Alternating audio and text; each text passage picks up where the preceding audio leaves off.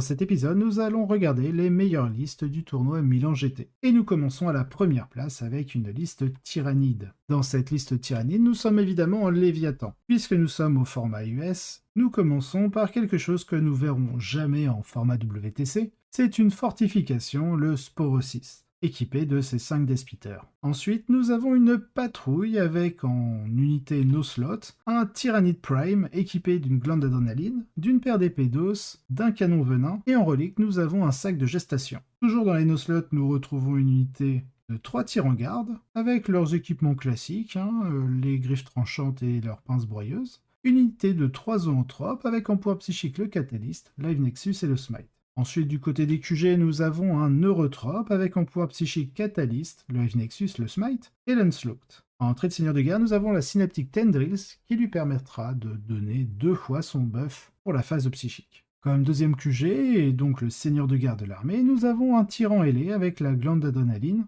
en pouvoir psychique le paroxysme et le cri psychique, en relique l'Oblitérax, en trait de seigneur de guerre le Direct Guidance qui donne un +1 pour toucher à une unité base. Ça se combine en général parfaitement bien avec l'amélioration du prince ailé, donnant une relance des 1 pour toucher à une unité base. Du côté des troupes, nous avons un premier pack de 9 guerriers tyrannides en glande d'adrénaline, équipés non pas de Despitters mais de Dévoreurs cette fois-ci, de paires d'épées d'os, 3 canons venin évidemment, et un deuxième pack équipé de la même manière, sauf que l'on aura cette fois-ci les crochets en plus. Du côté des attaques rapides, et c'est la première fois que l'on voit sur l'un de mes épisodes, une unité de 3 Sky Slasher Swarm.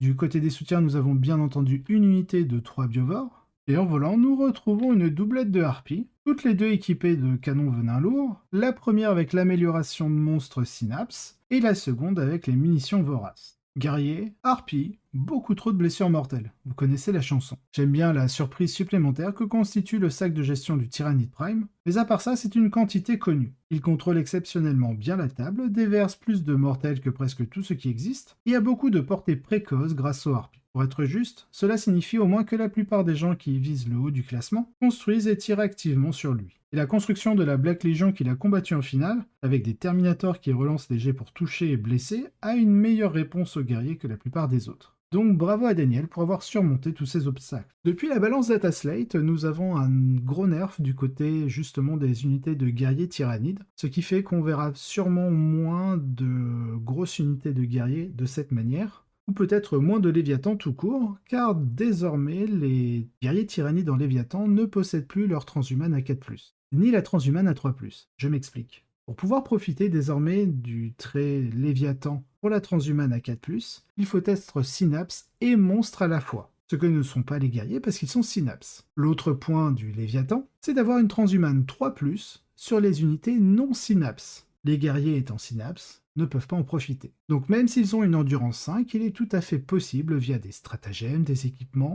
ou des traits de seigneur de guerre spécifiques de pouvoir les blesser sur 2+. Là où un Thermagant leur dira « Chez, moi c'est sur 3+. » Mais il ne faut pas non plus oublier les zoanthropes. Les zoanthropes, même s'ils ont une endurance 5 comme les guerriers, 4 points de vie, une invulnérable à 4+, tout de même, mais ils pourront être blessés sur 2+, parce qu'ils sont synapses, mais pas monstres. Donc il faut s'attendre sur les futurs épisodes, peut-être à voir de moins en moins de Léviathan pour favoriser Behemoth, Kraken, Warrior Mongandre, car nous avons certaines listes d'entre eux qui arrivent à atteindre les tops de tournoi, ou alors nous allons voir un switch que l'on a déjà vu dans d'autres listes, avec un Tervigon et des Thermagants. Dans tous les cas, passons à la prochaine liste du Milan GT. Nous retrouvons une liste Necron. Dans cette liste Necron, nous sommes évidemment un éternel expansionniste. Dans ce détachement Outrider, nous avons en no slot un Canoptech Plasmacite. Du côté du QG, nous avons un Chronomancer avec son Entropic Lens et bien sûr en relique le Veil of Darkness. En élite, nous retrouvons les chars de Cthulhu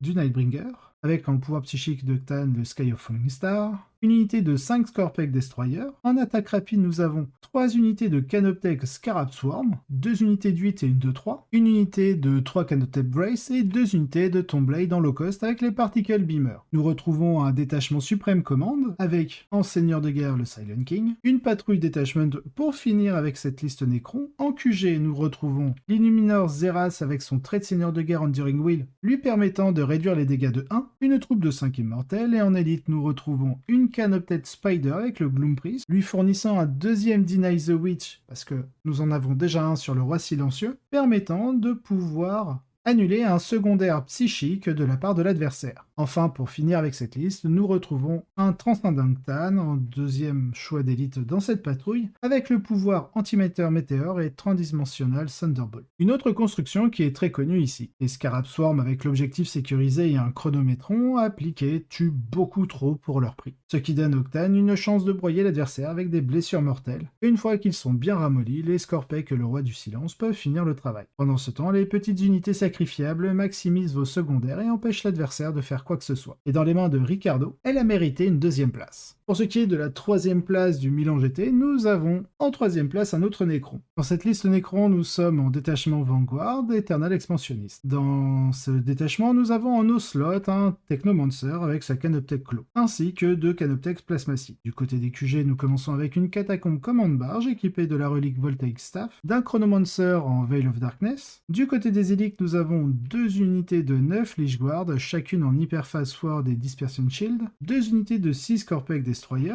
Du côté des attaques rapides, nous avons deux unités de Canoptech Scarab Swarm, chacune de 7. Et du côté des soutiens, nous avons une unité de 6 Locust Destroyer, dont un Locust Heavy Destroyer. Et enfin, pour finir, bien entendu, en suprême commandement, le Roi du Silence. L'Éternel Expansionniste vous donne plusieurs façons de construire une liste avec succès. Et bien qu'il y ait des points communs, c'est tout le contraire de ce que vous pouvez faire avec les expansionnistes éternels. Beaucoup d'unités meurtrières qui sont durables en soi, et des tirs puissants d'unités de Locust. À mon avis, ces constructions sont les plus effrayantes, et la liste n'utilise pas d'Octane, ce qui leur permet simplement d'ignorer les adversaires qui auront la bonne technologie pour les détruire. Et ce n'est pas une surprise de voir Vincenzo réussir un fantastique finish ici. Pour ce qui est de la dernière liste arrivant à la 4e place du Milan GT, nous retrouvons une liste Chaos Knight. Dans cette liste Chaos Knight, évidemment, nous sommes en détachement super lourd de la maison Arpetrax. Nous commençons avec une unité de 2 Wardog Exécutionneurs, avec en iconoclaste Dreadblade le Worthy Offering, et l'amélioration de Tsinch pour avoir le pouvoir Mirror of Fate. Nous avons ensuite une unité de 2 Wardog Carnivore en maison Arpetrax avec 2 Avoc Multi-Launcher,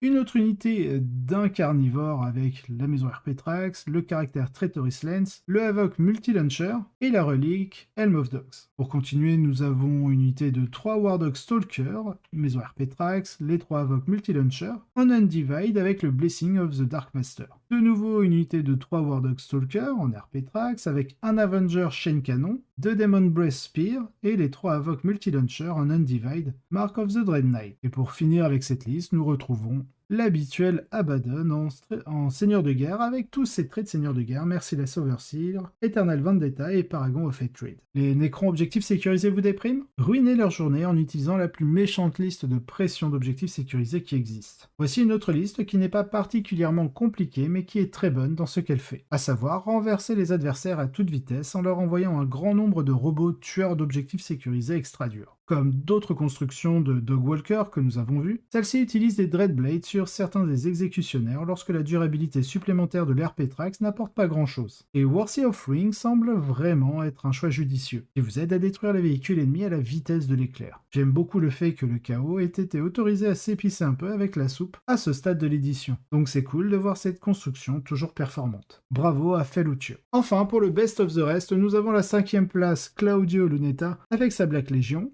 6e place Umberto Symbiosity en Chaos Demon, désolé pour l'accent à moitié italien, à moitié espagnol. En 7e place, à la 7e place, nous avons Eduardo Rinaldi en Astra Militarum en Brigade Cadienne. 8e place, Roberto Mulle en Tyrannide en Léviathan. Et en 9e place, nous avons Giorgio Castelli en World Bearer.